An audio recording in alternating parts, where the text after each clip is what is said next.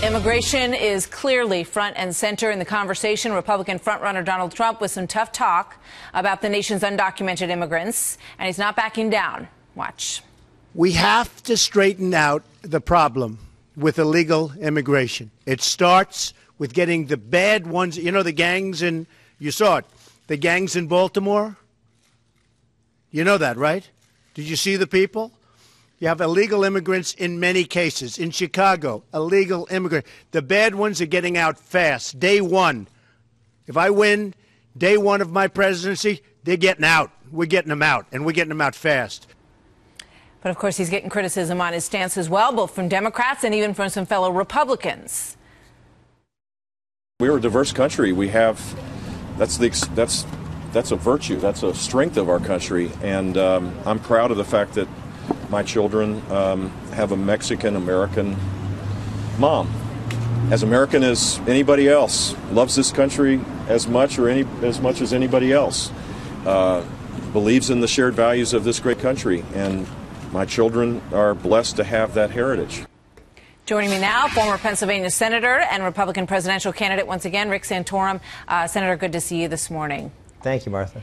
So what do you make of those two statements in terms of where these two who are in spot one and spot two at the moment are defining this conversation? Well, I mean, I think I would actually agree with both of them. I mean, we have to remove criminal elements in this country who are here illegally. The Obama administration released 30,000 criminals who are illegal immigrants back into society, didn't deport them. Didn't do anything to even, force these other countries from taking these people back. There are laws in place, or authority in place to have the president be able to, for example, suspend visas from countries who won't take back the illegal immigrants that are in this country who are criminals. But the president doesn't use that. So it's an absolutely legitimate issue to say that we need a president who's serious about getting criminals out of our country who are here illegally. And as far as diversity, I'm the son of an immigrant. My father was born in Italy, and diversity is a great thing in this country.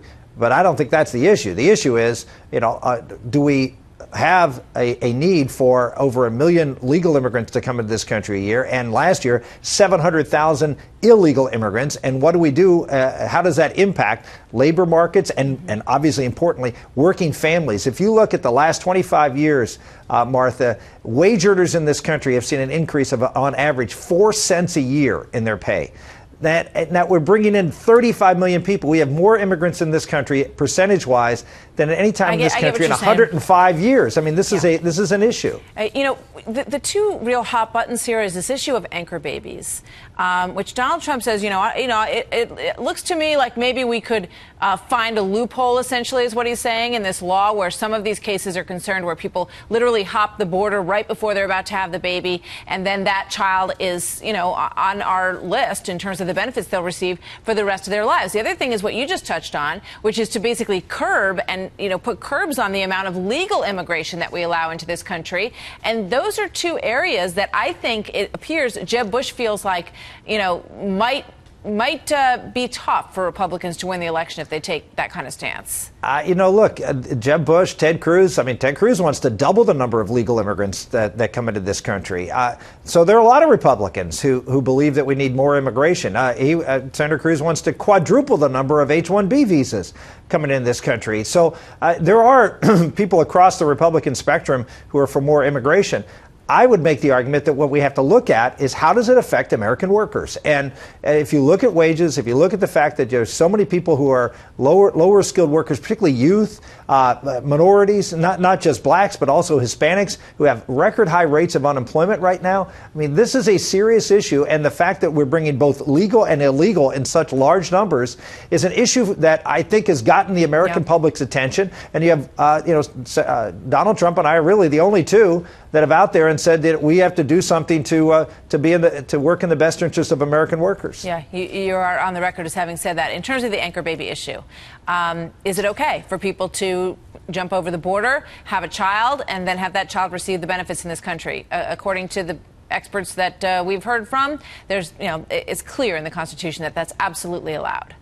Well, it's not clear in the Constitution. You have a lot of legal scholars who will make the opposite argument, that in fact the Congress has the right to define what citizenship is, and the Congress has the right to look at the 14th Amendment and interpret it and pass a law that says that that children born in this country to illegal immigrants are not citizens. I think it's absolutely proper for the Congress to do so. I think it's within their right to do it. I know there's scholars who disagree with that, but my feeling is that you come into this country, you're not under the laws of this country if you're breaking the law to be here in the first place. All right. Why do you think, you say I've been saying the same thing. This is you saying that you have been saying the same thing as Donald Trump for some time.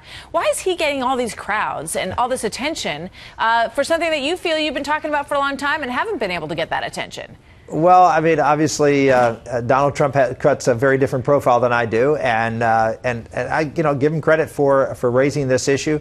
What I know is that this campaign is still a long way from votes being cast. We're 5.5 months away, and I'm focused on doing what I need to do to win some of these early primary states and have solid policies behind the rhetoric. And I think that really is the difference. If you look at the policies behind the rhetoric, if you look at the record of accomplishment, someone who actually can come here to this town and actually make something happen, I think we've got a very strong and, in fact, unique track record of accomplishment. And I think in the end, that's going to be a winning formula for us. But I mean, what's your benchmark? At what point do you say, you know what, if I'm not raising myself in these polls, it's not worth it? The only poll that matters, I mean, look, Martha, 4 years ago, I was at 2% in the national polls 2 weeks before the Iowa caucuses, and I won the caucus. In fact, on caucus day, there's a survey that came out that had me 4% in the national polls. I don't really pay attention to what these polls say. I pay attention to the voters who matter, and that's what I'm doing. I'm going to be heading back to Iowa tomorrow. We're going to knock out our 99 counties here shortly and go for another lap after that. That's how you did it last time. We'll see if it works for you this time. Senator, thank you very much. Thank you, Martha.